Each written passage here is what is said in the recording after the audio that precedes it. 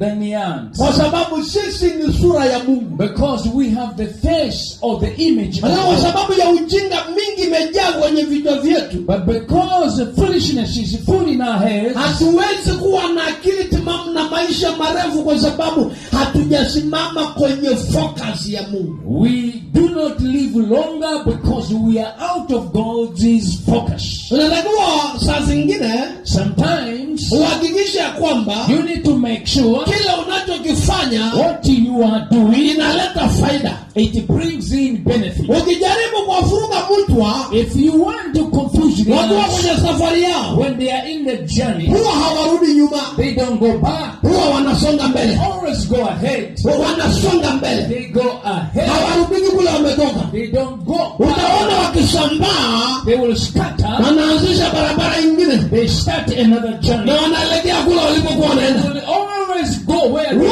go. ukitingizwa tu na kadhoruba unatoka kwa line. But you as a human